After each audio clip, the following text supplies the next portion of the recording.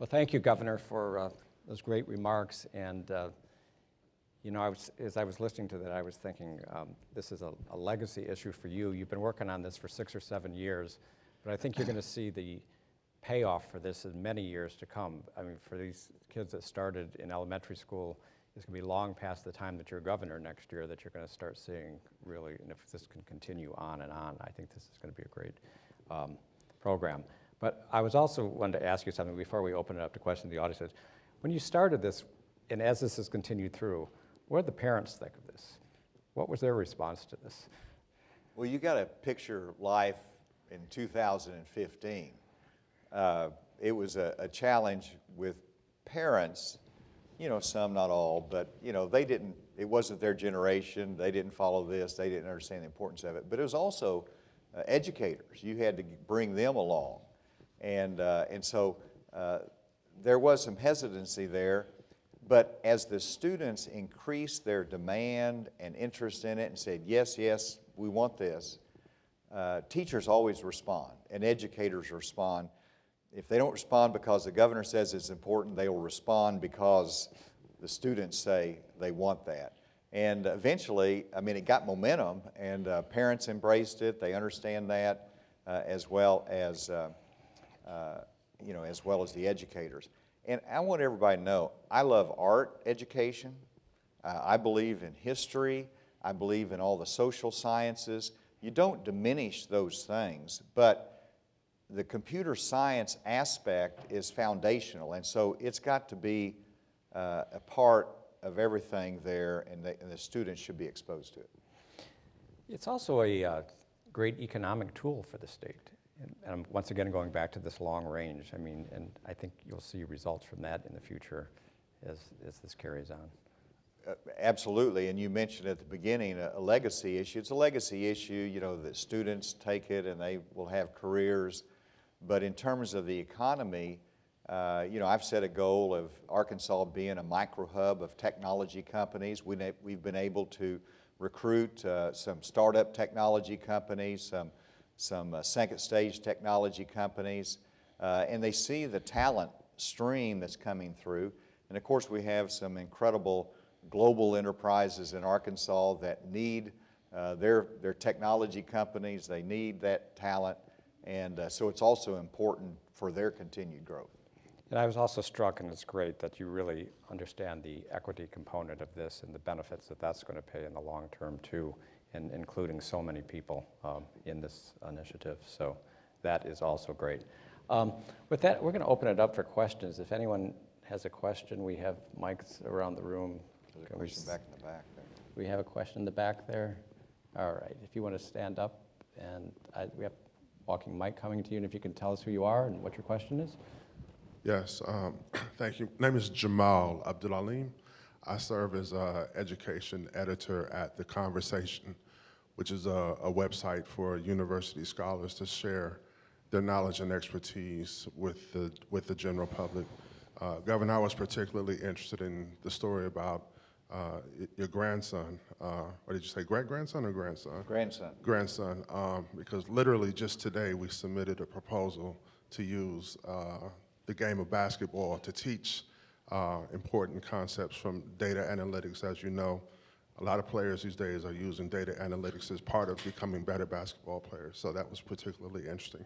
I have two questions. One is, I'm wondering if you have university researchers who are looking at various aspects of your initiative just to make sure that it is as effective as you believe it to be. Things like the incentives for getting certain scores on AP exams. You know, sometimes things sound like they make sense, but then when researchers look at it, they see that the effect wasn't quite as big as maybe people had hoped for. The other question is, you mentioned the role of the private sector, and a lot of people would agree that yes, it is important to involve the private sector, but they also worry about the private sector having too much influence over education. So I'm wondering if you can speak to the balance that has to be struck between education and business as they partner to advance initiatives in computer science education. Thank you. Great questions, and on the first part, on the university research, I'm not aware of that, but we would invite that, and so I hope that can be done. Again, I think the Brookings report that they most recently did that I cited has some really good information there. And if you look at, the money we put in incentives, there's a balance of, does this incentivize a teacher to do it that wouldn't have done it otherwise, or is this simply a reward for a teacher who takes that step and a retention bonus so we don't leave them to the private sector? And so it's a combination of those as to the rationale for it, but we would love to have that kind of research and data, and we always learn from that. In terms of the balance with the private sector, there could be a point that you have them so engaged that they tip the balance, that it maybe is too much interference, but we're so far from that. For example, I engaged the private sector with a task force that was charged with helping to set up our goals, what we need to do in computer science education. They set the broad parameters. Our educators implemented that.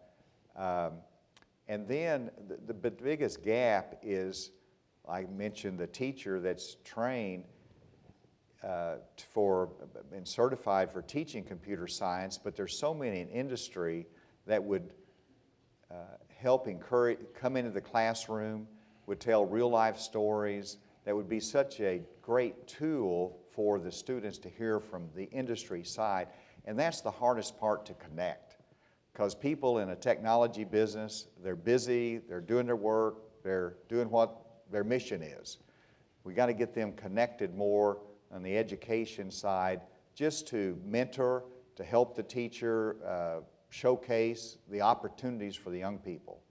But thank you for the question, and I think it's a balance that we need to continue to strive for. Okay. Any other questions out there? There we have one in the back. Good afternoon, Governor. Thank you for your time and your leadership on this topic.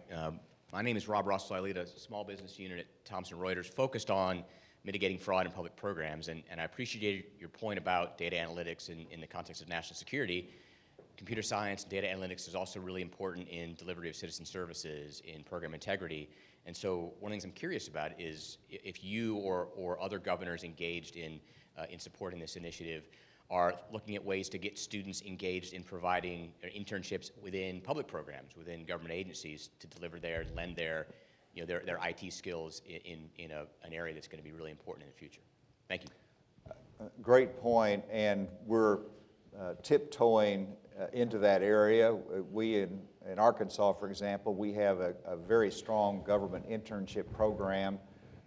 It's broad-based, and I think it includes our information systems department, but we can do a lot more there, and it would expose, particularly in the data analytics side, so important teaching tool. And one thing I didn't mention, because here again, coming from a law enforcement background and Homeland Security, I understand ethical issues in the collection and analysis of data. And to me, that's another aspect of the breadth of education that we need to participate in, and that's really revolves around data analytics and privacy issues as well. So it's very broad, where we start with coding, but we've got to expose them to many different aspects and see what path it takes that young student. But I hope that, I'm glad you raised that, and I will mention that to other governors, and hopefully that can be something that other states can expand on. Any others we're missing? We got a question here. Here we go. Thank you, Governor. This is Ryan Burns from a little mom and pop retailer out of your home state, Walmart.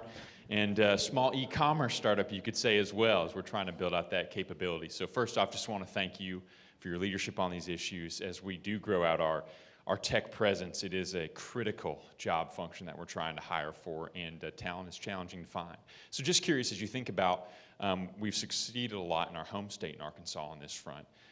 Barriers to other states as you're working with other governors that are coming up that you're seeing maybe in a few ways that as we try to move this forward nationwide, that we can help contribute to overcoming together to move this project forward. Thank you. No, that's a great question. And, you know, in terms of the obstacles that you can help overcome, I've seen some governors actually present the issue to the legislature and ask for legislative support for mandating computer science to be taught in every school. Well, you run into the debate, we don't want mandates, and so some of the legislatures have actually rejected that. And so where industry and businesses can help is to make sure educators understand, legislators understand the importance of it, and that this is a mandate that does not require additional, for example, courses for them to take to get to graduation. You're substituting computer science for a math credit or a science credit, and so it's a very balanced requirement there, but it's also very necessary. So really helping with legislators to understand this and the importance of investment, and no one's covers them more than the people in this room. That's just one obstacle. There might be others. Okay, I think we have a question back. Hi, Ramesh Ratnazar from Bloomberg Opinion. Governor, I hate to ask you a question about the federal government, but you did come all the way to Washington, so I'm going to go ahead and ask you, what, if anything, can the federal government do to help these initiatives, and to what extent can the federal government potentially harm the effort that you're pushing today? It is a very appropriate question, and you know, I do believe that education has historically and effectively been led by governors. And so I do believe that this is uniquely a state responsibility and initiative to help guide education in their state. But there's nothing that beats the bully pulpit of the president or the Secretary of Education. And what I would like to see, and I think it is, to make it a priority in education, for it to be spoken of, to make sure that the grants out there are flexible enough to utilize the traditional flow of money for this emphasis on computer science education. And so it's messaging, it's setting the priorities, and it is making sure the funding stream that comes from the federal government is not an impediment, but it is an addition to what the governors are trying to do. I think that's the role of the federal government, but it's a very important one and can make a difference.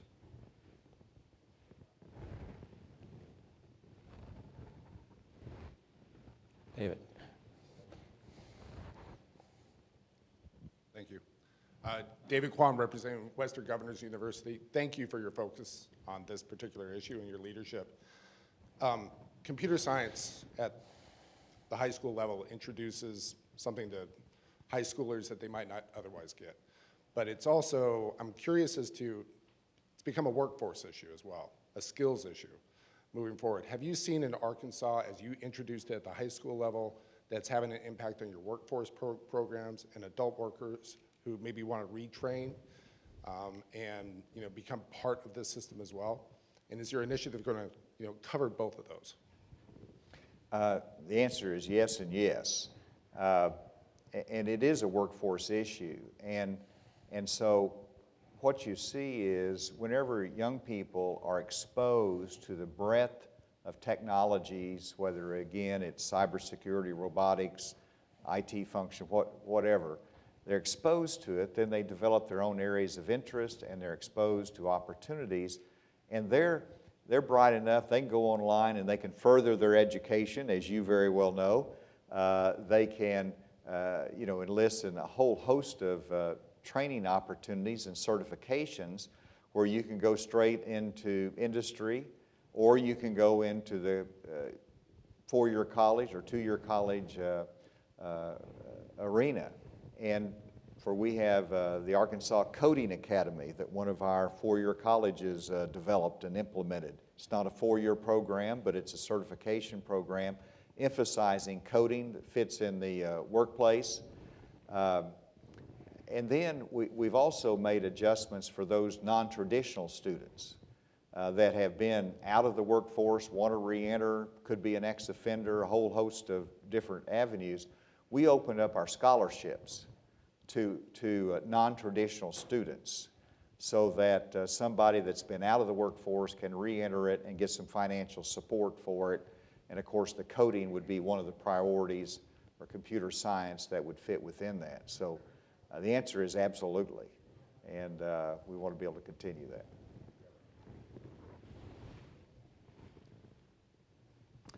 Okay, one last chance. Somebody raise a hand very back. Somebody in the back. The lights here, you can't see. Yeah, the lady back There we go. Hello, my name is Ariana, and I work for a member of Congress in Louisiana. So, I can relate to, your rural broadband communities. Can you kind of just go into more methods that y'all used to mitigate those issues and give more communities access? Sure, and you're right. We share a lot of commonality in terms of rural areas, and John Bell Edwards, Governor of Louisiana, has really been helpful and a good partner in so many different issues, including this. In fact, he hosted a cybersecurity conference down there a couple years ago that I attended. But what we've done, of course, during the pandemic, we realized, virtual education, and we had regular classes in 2020. But it was that first window when the pandemic came that it was the schools did go home, and so they went virtual for the tail end of that first year. And that's whenever it was just disastrous in terms of our rural families did not have access. They couldn't learn virtually. They'd go to the parking lot of a local store and sit there because they can get internet access. And so we developed hotspots, didn't develop them, but we paid for hotspots that the schools would have that they could send the kids home with. Hotspots were really, really helpful during that time. And then secondly, even before the pandemic, we started Arkansas Rural Connect. It's a grant program that we put real state dollars in that allowed local communities that were underserved with broadband to apply for financial assistance with a provider to really subsidize the state dollars getting the access to broadband in our rural communities. Now, we put some money in there. We're putting American Rescue Plan money in there. I've asked the legislature to put another $250 million before the end of the year. So we're really putting that emphasis because, well, for all the reasons we've recited. And I'm sure Louisiana's looking at similar ones. Y'all are great, really super questions, Bill. No, great audience here. Well, Governor, we really appreciate you spending the time with us today here, and we look forward to continuing this as we move around the country to spread this message on this initiative you've launched. And I think we've got a lot to accomplish, and we're going to see some results at the end of this. So thank you, everybody, for coming today, and enjoy your weekend.